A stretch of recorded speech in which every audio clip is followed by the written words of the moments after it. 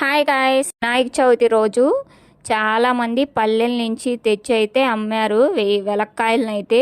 అప్పుడైతే తీసుకున్నాము ఇన్ని వెలక్కాయలు పచ్చడి పెట్టుకుందాం అనేసి. 1 రూపీ ఒక్కొక్కాయ అంటే 370 రూపీస్, తక్కువ కాస్టే కదా అని చెప్పేసి ఇన్ని కాయలు అయితే తీసుకున్నాం బాగున్నాయి అనేసి. కాయలు కొడుతుంటే ఇక్కడ బాగున్న కాయల కంటే చెడిపోయిన కాయలే ఎక్కువ ఉన్నాయి, అందుకే తక్కువ కాస్ట్కి ఇచ్చేసి వెళ్ళారు. ఈ 370 కాయల్లో ఒక 100 కాయలేమో బాగున్నాయి అంతే అండి.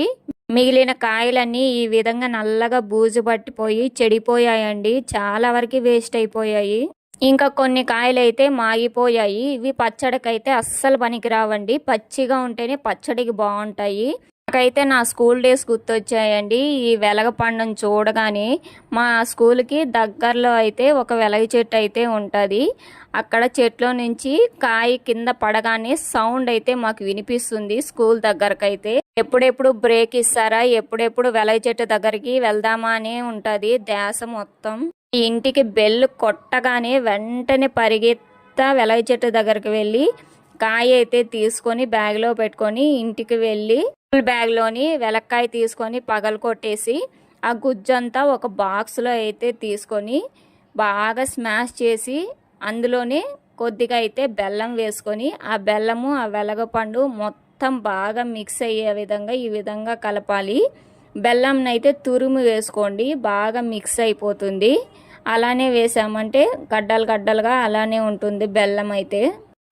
ఈ విధంగా బాగా స్మాష్ చేసేసిన తర్వాత బెల్లము వెలగపండు ఇందులో అయితే నేనైతే తేనె వేసుకుంటున్నాను. ఇదైతే ప్యూర్ హనీ అండి, పల్లె నుంచి తెప్పించుకున్నాం హనీ అయితే, పుట్ట తేనె. ఈ విధంగా బెల్లము వెలగపండు హనీ 3 బాగా మిక్స్ చేయాలి. అసలు నోట్లో వాటర్ వచ్చేస్తుంది నాకు చెప్తూ ఉంటేనే.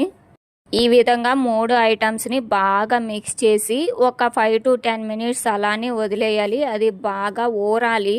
అంటే బాక్స్ మూత క్లోజ్ చేసేసి ఫ్రిడ్జ్లో పెడుతున్నాను 10 మినిట్స్. మీరు బయట కూడా అలానే 10 మినిట్స్ వదిలేయచ్చు, నో ప్రాబ్లం.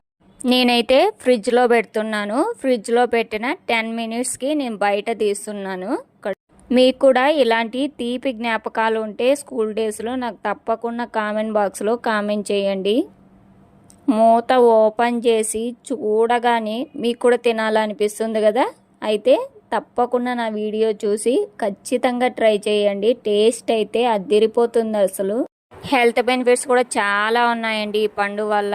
మన వీడియో మీకు నచ్చితే లైక్, షేర్, కామెంట్ చేసి మన ఛానల్ని అయితే సబ్స్క్రైబ్ చేయడం అస్సలు మర్చిపోకండి.